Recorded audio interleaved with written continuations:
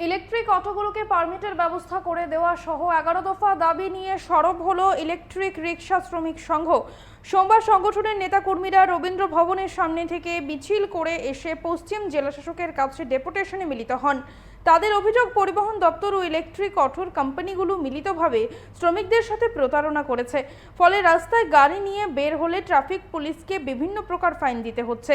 শ্রমিকদের সমস্যাগুলো দ্রুত সমাধানের দাবিতে মুখ্যমন্ত্রীর দৃষ্টি আকর্ষণ করেন শ্রমিক নেতা অসীম দত্ত। আমরা শুনবো ওনার বক্তব্য।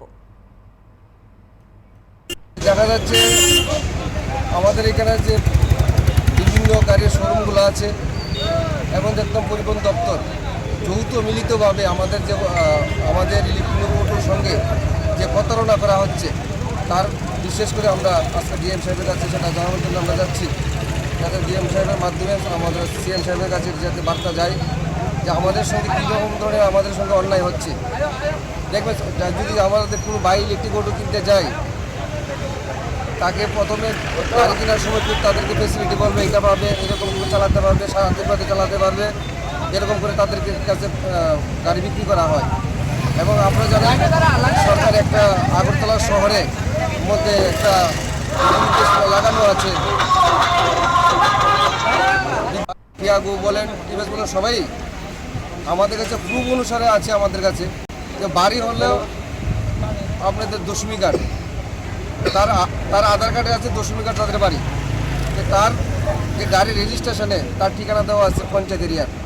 এটা কীভাবে হয়? তো অরিজিনাল অ্যাড্রেস হলো তার দশমী কার্ড, তার কাছে গাড়ি বিক্রি করেছে। তাহলে দপ্তর, আমি যেটা বলছি, যৌথ মিলিতভাবে শোরুম এবং পরিবহন দপ্তর যৌথ মিলিতভাবে আমাদের সঙ্গে যে কাজটা করা হচ্ছে, যে তার বাড়ি আছে আগরতলা দশমী কার্ড, তার যে গাড়ির যে কাগজের মধ্যে লেখা আছে তার অ্যাড্রেস দেওয়া আছে পঞ্চায়েত এরিয়া। এইটা করে এবং পুলিশ এখন যখন গাড়ি চালাইতে যাচ্ছে, তখন রেজিস্ট্রেশন যখন চেক করছে, তখন দেখে তার অ্যাড্রেস পঞ্চায়েতে, যেটা এখন শহরে এটা করে যেটা হয়রানি করছে।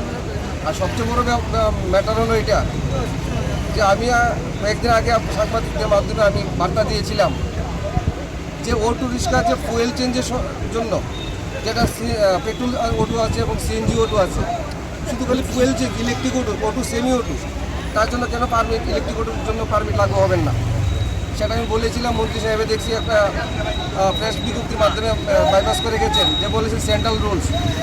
হ্যাঁ, ইলেকট্রিক অটোর জন্য সেন্ট্রালের থেকে রুলস এসছে, যেটা করা যাবে না। সেন্ট্রাল রুলস প্রত্যেকের জন্য, প্রত্যেক গাড়ির জন্য সেন্ট্রাল রুলস আছে এবং প্রত্যেকের জন্য স্টেট রুলসও আছে। স্টেট রুলস মাত্র সিএনজি অটোকে লাগানো হয়েছে, পেট্রোল অটোকে লাগানো হয়েছে, কেন ইলেকট্রিক অটোকে লাগানো হবে না?